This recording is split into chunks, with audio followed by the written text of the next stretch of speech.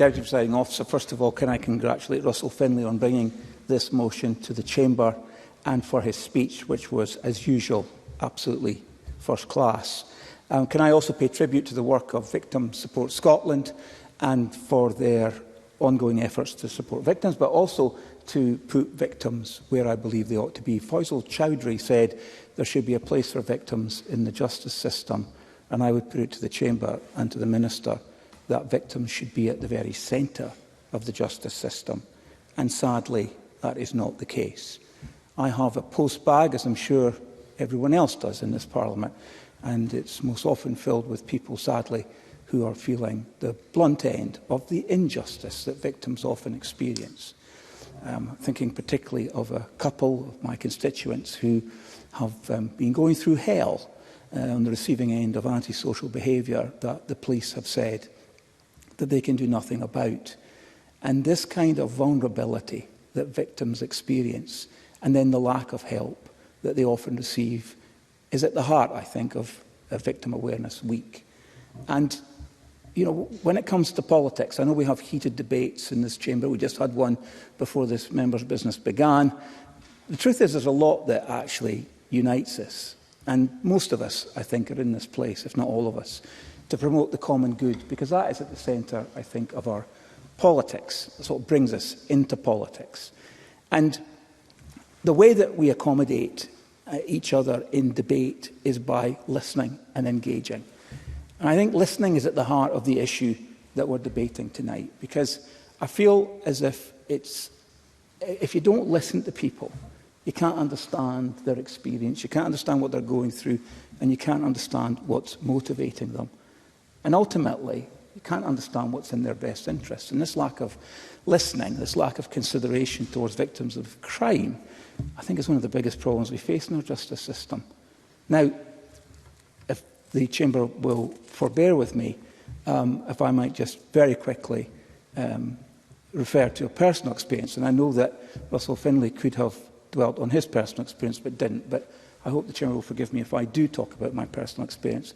And that is that my wife and I have for some time now, many years, had a stalker.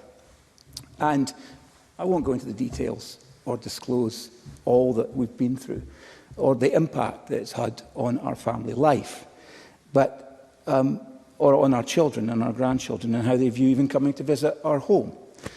But I will pay tribute to Police Scotland, who on the last episode where this individual tried to kill, that was what he was promised to do, he was promised to kill. In fact, I had a message from my wife while I was sitting in this very chamber. Police Scotland had come to the door to ask if I was still alive. And I got this message on my phone from my wife saying, "Stephen, are you still alive?" Well, you think it's a joke, but it's not. The police had apprehended this individual who was threatening to kill me, and the police were doing their job, and I paid tribute to the police, particularly in Stirling. It was Michael Mara, actually, my colleague, Labour member, who is in the Education, Children and Young People's Committee, who said to me one day, "I'm sorry for everything you're going through."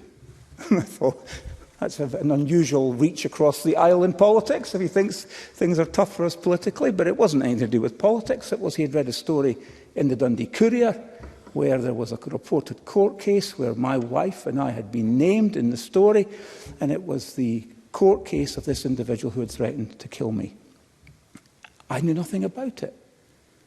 Didn't know anything about it. So obviously you contact the court. My wife contacted the court where the case was ongoing. Clearly, having been identified as a victim, you would think that they might be willing to tell you something about it. But she was told that under data protection, they couldn't tell her anything about the case. Well, I'll not go on, but needless to say, at no point since then, since that moment, until well past the point where this individual had been found guilty and sent to prison, having already been on remand for 6 months. So I think that probably underlines the seriousness of the case. But at no point did anyone actually contact us and talk to us. Now, I use the privilege, Deputy Presiding Officer, that I have as a member of this Parliament to raise this issue with the Lord Advocate. And I give thanks to her office for the way that they eventually did respond to the circumstances that we were in. But I'm a member of the Scottish Parliament. My heart goes out to so many of my constituents in central Scotland who don't have the advantages and privileges that I made use of. It's not right.